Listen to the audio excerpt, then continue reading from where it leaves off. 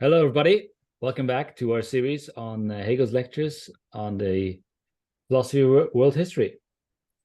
We are in the second chapter of Hegel's lectures concerning India, and we are now going to go into the second section of that chapter. Last week, we discussed the general principle of India as Hegel saw it, right? And the first thing we were discussing was China and what role China was playing as Hegel saw it in the story of world history or the logic. So today we are going to look at the next section, which concerns the caste. So welcome, everybody. Yeah, welcome. Very exciting as we make our way through the second section. Okay, so the castes. So I think, so this section is sort of largely concerned with like civil organization, the sort of lower level, but also widespread organization of society in India. And Hegel begins by talking about the distinction between individuals and families. And he says that these distinctions regarding personal freedom cannot be found among the Indians. So in the case of India, we can't speak about personal freedom. And this seems to be ultimately rooted in the caste system. The idea seems to be that because you're sort of born into your caste, there isn't room for personal freedom. And that seems to be Hegel's sort of general criticism or his concern regarding the lack of personal freedom in ancient India, right? Yeah.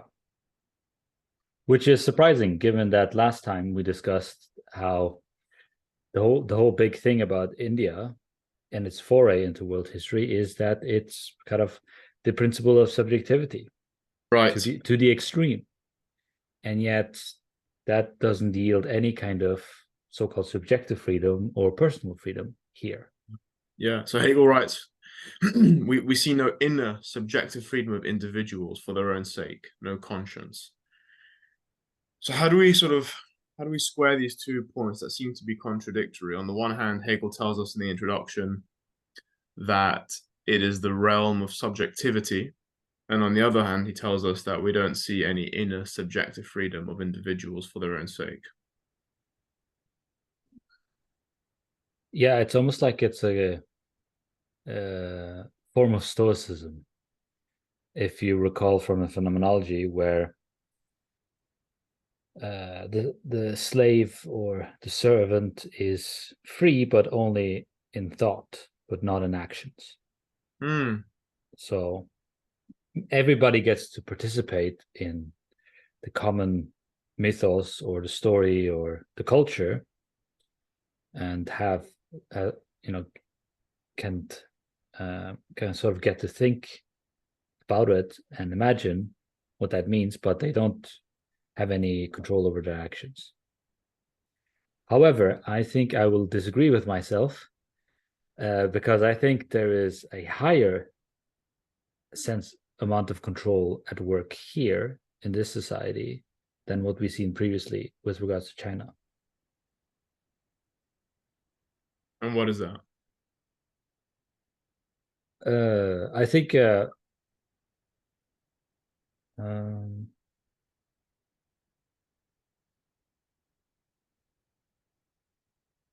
I think it's further down. Okay, do you want to get to it later? Yeah, I think I'll get to it later, because it kind of comes up towards the very end of the section. So we should say that for later. Okay. So I guess what's novel about India, according to Hegel, is that in India we see the emergence of universal particularities, and these universal particularities are expressed through the castes. Okay, but what are the universal particularities? because that's quite abstract. So in China, for example, he says, we saw it with the organization of the occupations of the state. But in China, this doesn't really reach the point at which these distinct elements develop into actual particular branches, into communities within the whole. For in China, there are just different ways of meeting the state's needs. So on the face of it, it looks like Hegel's concern, or rather Hegel's point about the development of universal particularities from China to India, is that in China, they're merely teleological extensions of the state. They only exist insofar as they serve the needs or the interests of the state, whereas in India, they seem to be much more self-sufficient, perhaps. Mm-hmm. They're not there because of the state per se. They're there because they're not detached from the state, but their essence, their essential determinacy is not so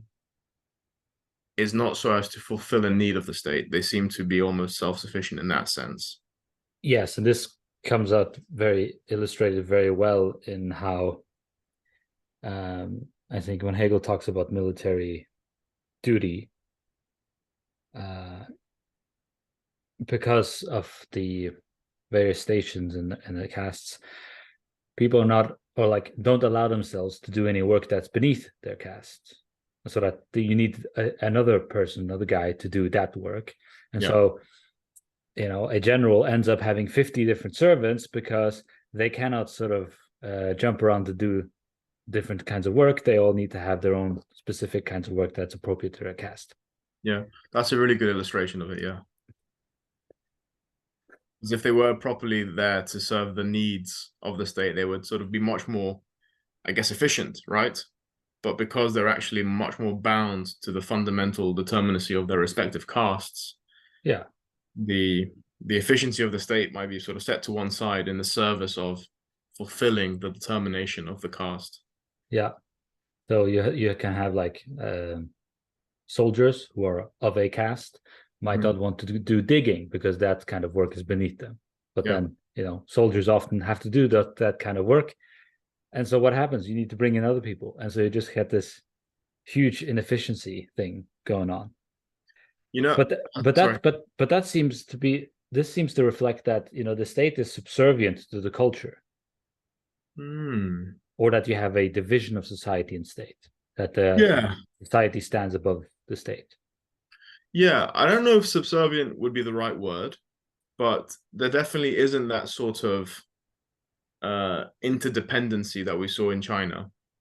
Yeah, maybe not subservient, but like it needs to take these things into account and be dependent on them. Yeah. So that if it wants to do any kind of reforms, it's going to have a hard time. But if it can exploit the caste system, right, for whatever reason, maybe having, the 50 different roles super specialized could also be efficient in some respects. Yeah, right. Definitely. As I was reading the section, I was reminded of something that Dan Carlin says on his series on, not a series, it's one long episode on the conquest of Gaul. Yeah. Based on Julius Caesar's writings. And there's a section where he's sort of in awe at these Roman legionnaires who are part soldiers, part engineers, part trench diggers, part bridge builders, everything. They sort of do everything. Yeah. And that's what makes them such an effective fighting force, that they're able to sort of stop marching and set up a fortification within the night. And and that just made me think of these sort of differences that Hegel wants us to think about. It is the fact that these soldiers were citizens of Rome, is that feeding into this freedom almost of the occupation, this fluidity with which a soldier can do all these different roles without sort of losing their identity.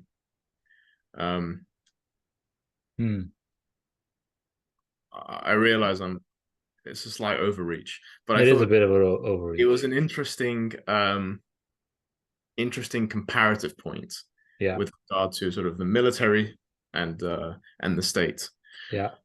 But yeah, but it's the kind of thing that Hegel might sort of say, and he might see it, and he might think, well, well, there you go. That's because they sort of they have a certain conception of inner freedom. Yeah, but then on the other hand, you have you know, as a Roman soldier, you need to do 25 years of military service, and you just got to do what they tell you to do. Sure, yeah. They don't give it, you know, two shits about your own personal feelings about doing whatever. You just got to do it. Good, yeah. Since we're on this digression, and you mentioned Caesar, be right back. Okay.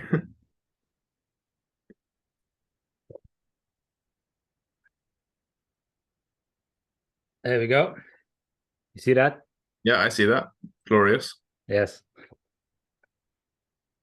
Happen to be reading that. Is that your bedtime reading? Right now, yeah. No, nothing like the lamentations of the Gaelic people to put you right to sleep. Yeah, you know, it's funny to think about that. You know, Caesar's has a Penguin Classic. Yeah. Yeah, not bad. Not bad at all, no. It's like as if, yeah, I don't know. Never mind. But yeah, we shouldn't digress any further. No, yeah. Save all that for when we get to Rome. Yeah, no, of course. So back to the castes, back to universal particularities. So Hegel, I guess this is a good thing, right? Because universal particularities are a significant moment in the being of the state. The state, you need to have universal particularities because the state needs different things to get done for its functioning. I think so. Just to quote Hegel, the feature distinctive to the Hindus is that these determinacies of the concept become natural distinctions, one based on birth. Right. So, and then he sort of contrasts it with how he sees German Europe at the time, Prussian Europe. Our practice involves subjective freedom in that people can settle upon any one of these specific roles for themselves. So whichever role you might consider to be one of these universal particularities in states, commensurate with their own views, intentions, and circumstances. For the Hindus, however, these distinctions are completely tied to a naturally determined status. Yeah. So this is the kind of difference that Hegel sees. Yeah. In one case, you're sort of born in a certain caste, and that's sort of your position for the rest of your life. And on Hegel's view, at least in Prussia, Europe of his time, one had a certain degree of freedom within which to move around society and to, I suppose, to a certain degree, fulfill one's sort of intentions. Yes, unless we ask a Marxist, you know, which case they will tell us that the socioeconomic reality is what dictates what you can and cannot do. So, yeah. Don't imagine otherwise. Yeah, so I think a really interesting question to ask is this actually, precisely the one that you've raised. To what extent is it that, okay, we can say something being determined by sort of your birth is not great, but, you know, someone can point to the fact that if you're born to a certain class in society, it'll be more difficult for you to advance, perhaps, or to fulfill certain things, to fulfill your intentions. I wonder where Hegel draws the line. I wonder where the line is for him. Clearly, the line here is something as rigid as you're born into this caste, you remain in this caste. There's obviously a distinction between the caste system and the class system. But one could sort of take the criticism of the caste system and apply it to the class system. And then you have to ask yourself, well, where exactly is the line? Yeah. Do you have any views on that? Not right now. Okay, fair enough. It's a huge question. Yeah. I do want to bring up his link, the link Hegel makes to Plato, because he brings Plato into the discussion, who also has a political constitution idea, right? Where you have this bronze, silver, and is it gold? Yeah, bronze, silver, gold. It's kind of stratification of society. But the difference, Hegel says, is that there is some, I don't know, maybe not personal freedom, but at least human will involved in that it's the, I think, the top class that assigns people. Yeah, the philosopher kings. Yeah, who assign people. Yeah. Okay, so this made me think, okay, I mean, on the face of it, it sounds like this is a step up. There is a little bit more freedom here because at least it's explicitly recognized that human beings are deciding stuff. Mm-hmm. But deciding on the basis of what? Mm-hmm. Right? If somebody is, has looking strong and fit and so on, right? You want them to become a warrior. It makes they'd be wasted in the mines. So how is that not just, determinacy of nature again, but just an additional step removed?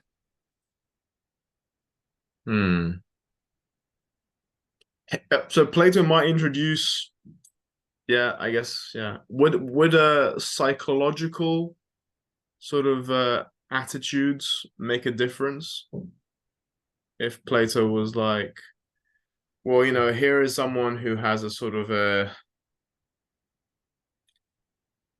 more disciplined sort of character. Yeah. And that's also why they would work very well in the military, let's say. Yeah.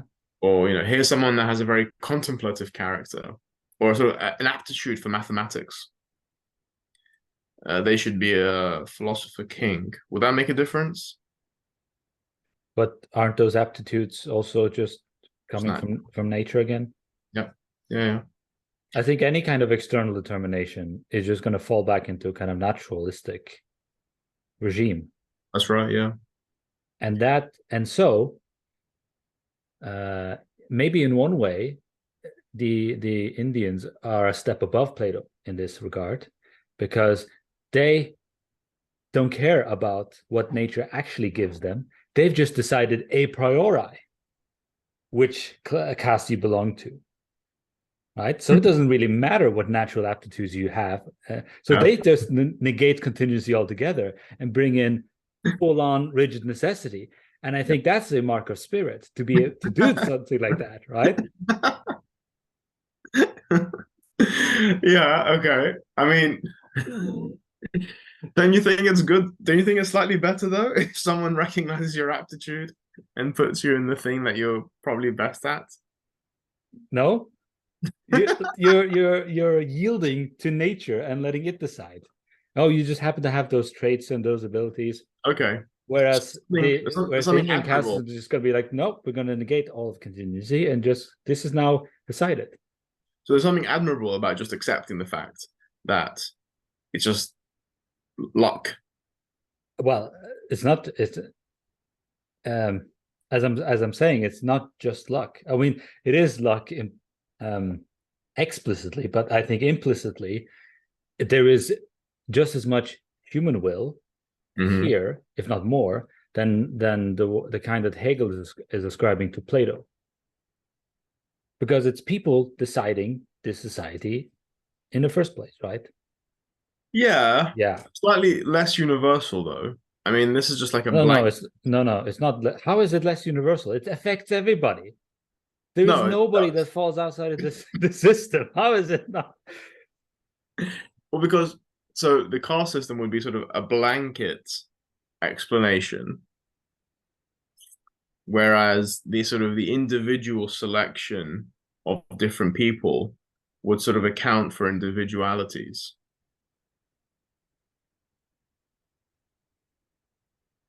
Yeah. Okay, good. Yeah. So, but still, those individualities are based on the natural they're based stuff. on just sure, 100%, yeah. No, I'll give you that one. I'll give you that one. So I think that's why Hegel brings Plato in here, because I think you're right to point out the similarity. I think he's also saying they're pretty much basing things on very similar criteria.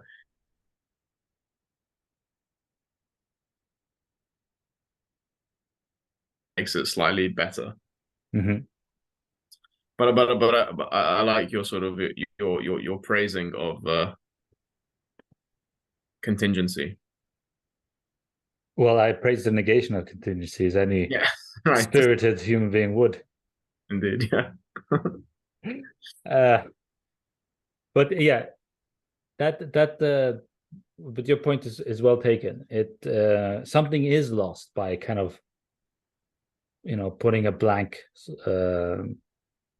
rule on everybody, right? Right. Regardless of their contingency, which I think is going to be important for proper development of freedom later on, which exactly does take people's contingencies into account. Yeah. But not in a way of being determined by them, right? Yeah. Of course, we something that Hegel doesn't discuss in this section, probably because it's reserved for later, is that the caste system is tightly connected to religion and the philosophical worldviews and stuff like that. So right, yeah, we get a bit of a flavor for that when he talks about the Brahmins. Yeah, we do get a little bit, yeah. Which, by the way, there is a Brahmin behind me right now. And this is meant to depict a way of life, the way of life of the Brahmin. And you can see sort of there in contemplation. Yeah. But yes, I think you're right. I think he's reserving out for this chapter on religion. Although maybe you should bring up what he does say here, because what he does say is very interesting. And that is basically that I'll just read it out loud. Well, first of all, we should maybe, to preface this, in the Indian principle, as we discussed last time, the subjectivity kind of pervades everything.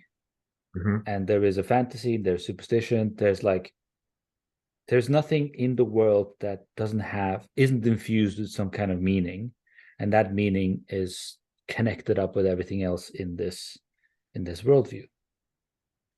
And so in effect, nothing escapes the divine. Mm-hmm. But then everything that happens on earth relates to the divine in some sense. So nothing is outside of it. So as Hegel says, quote, "Here people relate themselves to the divine and to other people as they do to natural things. From this perspective, human beings are in the kind of relationship with the divine in which their daily lives appear as a divine service." So there isn't a kind of separation between you're going to work, you're doing your thing, and then you come home, you have your hobbies and your family, whatever, and then once a week you go to church, and there you have divine worship. No, everything is divine worship. Everything takes part in the kind of the general worldview. Mm-hmm. You think this sort of, and do you see this as being related? Is there a logical similarity with this and the caste system?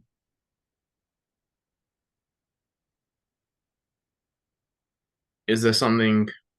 Well, I think it forms part of a syllogism where you have.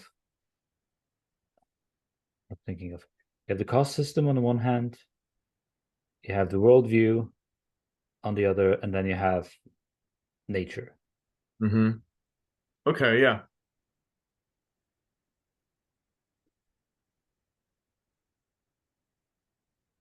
And it's a way of mediating the singularities of nature, all the contingencies. Through subjectivity. So like through subjectivity, but an absolute subjectivity. Right, okay. So the same way that objectivity is sort of permeated by fantasy. Yeah. People's individualities are also not taken into account and are permeated by these general distinctions. Yes. Yes, very good. Yes, I think so. And that makes it, I think, in the end, more kind of oppressive to personal freedom than the situation in China. Why? Because there's nothing of your own individuality whatsoever now. Because in China, it was your objective state, which was kind of taken care of by the society and the state, so on. But it seemed like there was a bit more individuality because there was space there which the state didn't care so much about. Right. Yeah. Whereas here, there is no, like, both the objective layer and the subjective layer are just taken over. Right. Yeah. Are just sort of determined. There is nothing left for the individual to, I don't know, find themselves in. Yeah. Apart from the role that they're assigned to and accepted. Yeah, very good point. Okay, good.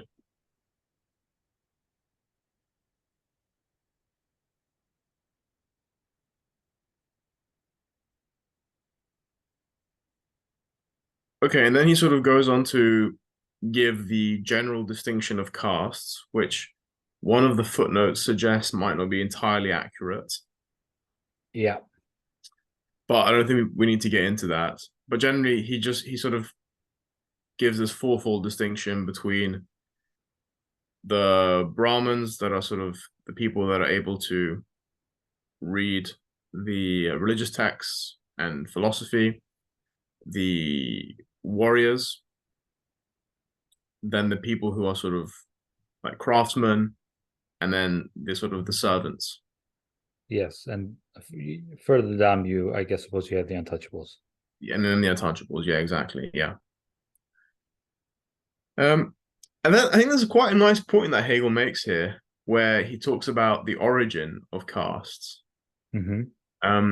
So on page 261, he says the Hindus themselves assign historical origin to the majority of the castes, since by the indulgence of princes, men and women of different castes intermarry, with the result that particular caste must be constituted from their children. So without a caste, so those without a caste were formed into new castes with their designated occupations. So that's how they explain the proliferation of castes. Yes. When castes would marry and you'd create a new caste. Yeah. Which is actually a very naturalistic explanation if you think about it. It's quite evolutionary, actually. Like, yeah. You have two species that sort of get together, and they create a new sort of something mutates and something new comes out. Yep. And if of course it's the princes that kind of push this forward because they're the people in charge, people with power. Yeah. But then Hegel says this account is surely correct, except for its attribution of the origin of arts and trades to this cause. For the specific features of the arts and trades brought about the specific caste distinctions, not the other way around. So there are a great many castes, and each has its own trade: fisherman, tanner, barber.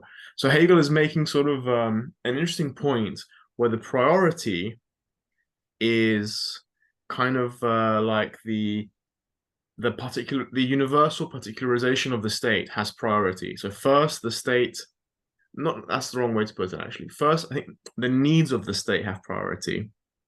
So first, the state needs fishermen, the state needs barbers, barrel makers, etc., etc.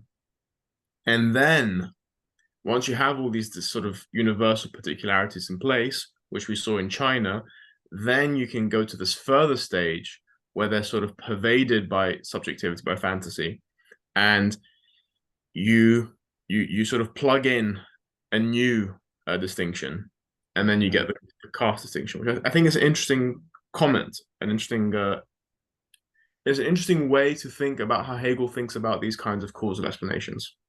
Okay, yeah. So the objectivity has kind of primacy first. Yeah. Yeah, and then the subjective stuff comes on later. Yeah, which I think is in keeping with all of Hegel's philosophy. Yeah. Objectivity is always the first on the scene. It is the scene. It's already there. Yeah, it is the scene. Yeah, it's the scene. And it's the scene. It's the site, boys. It's there. It's ground zero. Yeah. No, it's the ground. And then exactly, yeah. And then subjectivity has to get out of that. It has to develop itself out of objectivity. It's not the way around. Yes, but then we get this weirdness where subjectivity starts determining objectivity. Yes, exactly. And I think maybe this is we see that with the earlier example where you have soldiers refusing to dig trenches and so on, right? Right. Yeah. Exactly. Because of the subjective particularities that they have inherited. Yes, Hegel gives a lot of examples. Like one must have bathed before eating, and if not, then one does not eat and often goes several days without eating until one is bathed. A Hindu may not touch a dead bird, nor possess its feathers, nor wear leather made from cowhide. So there are all these rules that are essential to each caste. And basically, a lot of this chapter is just a series of these rules. And then Hegel goes on to talk about punishment, the kinds of punishment that are proper to each caste. So a Shudra, who by hand or foot injures a Brahmin or a person from another higher caste, will have his own hand or foot cut off. Mm-hmm. So I don't know. Yeah, I don't know if we want to say much more about this. I mean, he tries to make the point that the castes are highly organized, that they involve civic rights and they involve civic organization, which I guess is, in a way, it's progress, because it's the determination of distinctive groups. So it's, in a way, it's recognizing particularity, Yeah. but it's doing it in this subjective way, which sort of almost undermines itself. Well, it's like deciding somebody else's freedom for them. Yeah. In a way, it's kind of worse than just forcing them to do something. Yeah. Right? Having to externally determine who they are supposed to be. Right. You might as well just, at that point, just give me a job and let me do the rest on my own time, right? No, you don't even get that. No, we're going to give you a full makeup here, right? We're going to tell you your characters, your very soul is determined. Yeah. Do you think Hegel thinks, so I mean, I think you've already answered this, but do you think Hegel thinks that there's less freedom in India than China so far? We haven't seen much. We haven't seen much. No. My own sense is that it is. On the face, initially it looks like an explosion of subjectivity, which seems like a release. Yeah. But as we read on, it actually turns into the opposite. Yeah. And that because we have all these laws and regulations and so on, like this is not even the Emperor of China could have dreamt up such rigorous intervention. Yeah. So yeah, right. Okay. So there's something, but it's interesting. So why is it worse, right? Because in China, it was the moral law was whatever the emperor thought was the moral law. Yeah. I mean, there isn't any freedom there either. I mean, if you don't respect your father, yeah, you can be sold into slavery, apparently. Yeah. Yeah. So, but you're right. There is this distinction. There is a difference between your freedom being externally determined by this individual and your freedom being constrained by a certain accident of birth, which is the result of this sort of ultra subjectification of objectivity. I wonder if it's the element of subjectivity that makes it worse. The fact that there is some will that is the result of the unfreedom, rather than in China where it's simply objectivity that is the result of unfreedom. There's something. It's worse. I don't know. It's worse running up against a wall. It's worse to run up against. It's better to run. It's worse like to run up against the wall that someone has put, rather than run up against a wall that is just there.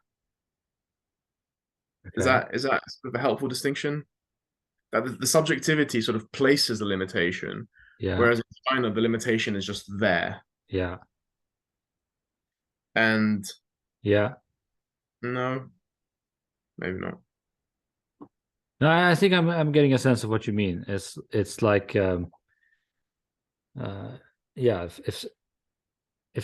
a barrier is there naturally, then that's a pain in the ass. But it's an extra pain in the ass that somebody put it there intentionally. Right. Yeah. I'm just trying to figure out why we might get the impression that there's less freedom here, despite the subjectivity. Yeah. And clearly it's got to do something with the extreme subjectivity. So sort of like we've gone to the other end now. Mm-hmm. But what is it about it exactly? And yeah. Yeah. Well, a counter argument could be that there is no upper sort of bureaucracy that keeps all of this in place. This is more self-sustained, as we were talking about earlier. It's something that comes from society and people on all levels, which maybe is what reinforces it as well, because wherever you are, usually there's somebody else you can step on. Yeah. Okay. So everybody gets to be a master at some point. I see. And the ones who are not able to have any kind of mastery of anyone, well, they're too weak or too powerless to do anything about it anyway. So Too bad. yeah. Yeah. Okay.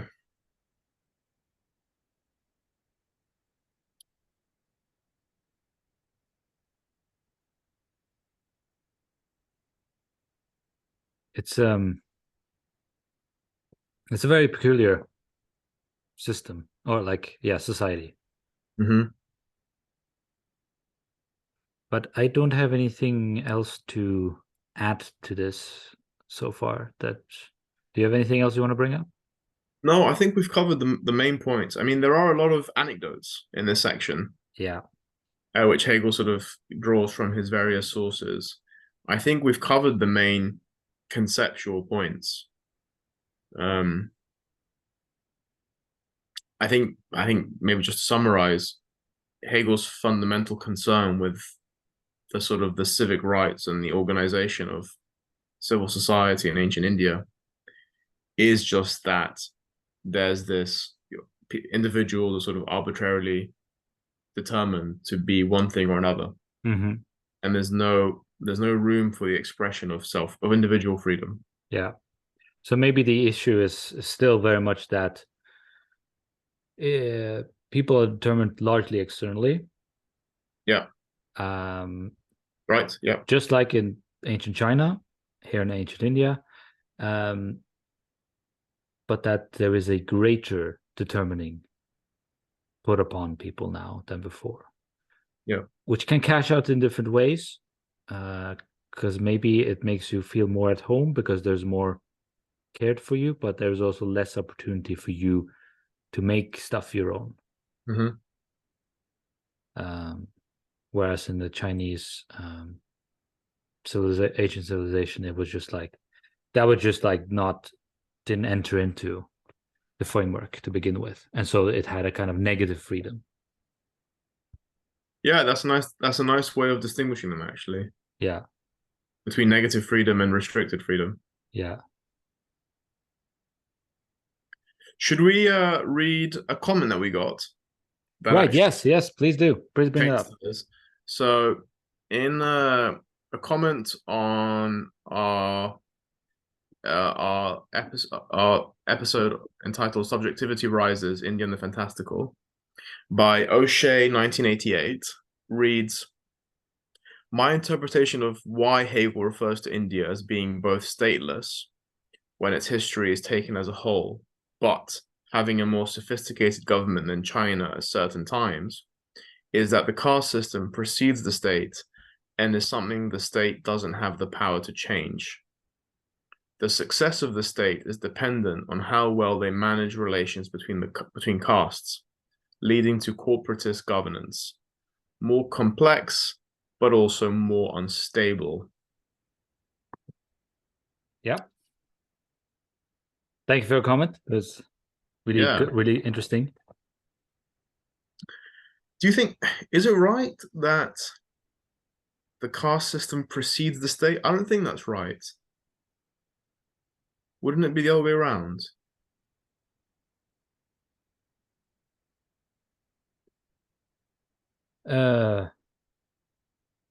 Well, Hegel hasn't really talked about the state here, has he? No, he doesn't. No, maybe, yeah, maybe we need to read on. Maybe O'Shea, 1988, has read more. It seems to have read on as opposed to us. Yeah. So, like, never mind what happens temporally. Yeah. Even though this is history, but from what we've been reading so far, the culture or society, the wider society, seems to take on a primordial, like a logical priority over the state. Mm-hmm. Okay. Such that whatever the state is, it's going to have to find itself in this circumstance where it has to deal with all these castes and navigate between them. And that seems to be reinforced by the anecdotes we've been reading in this section, right? State wants to do something, it's got to relate somehow to the caste.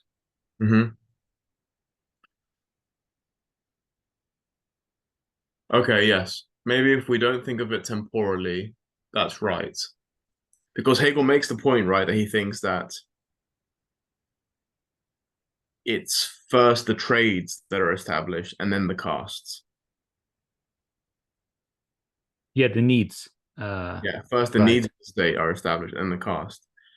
But logically, though, from within, maybe it's not that way logically.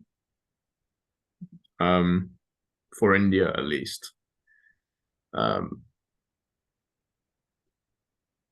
Right? Well, certainly not in terms of the worldview and the overall value system, right? Right. People are where they are not because of their natural aptitudes, but because they are in the caste. So in this sense, spirit has priority over nature, because that is what kind of you're faced with first before you're faced with whatever natural aptitudes and traits you have. Yeah, okay. And then the point about the state not having the power to change the caste system, I guess I assume that's true. We haven't seen that yet. But let's take that for granted. That seems like a major limitation on the ability of the state to organize society according to certain, well, maybe to develop or do something different. It's always about reorganizing what it already has and trying to make it work. Yeah, I think the comment is very perceptive. The whole thing is more complex, but therefore also more unstable, because you just have many more variables you got to deal with. Yeah. And yeah, you can exploit them and get an advantage, but you can just as well not have that, right? Yeah, great. Yeah. Well, thanks for your comment, O'Shea 1988, and looking forward to read more stuff from other viewers. Yes. And yeah. Okay then. So all right, I think that's all we've got for today. Indeed. Please leave your comments, tell us what you think, and we'll be back next time with some more of Hegel on India. Yes, civil legislation is coming up next. Very exciting. Yeah. Thanks, people. All right then. Bye-bye. We wish you a good day. Cheers. Bye-bye.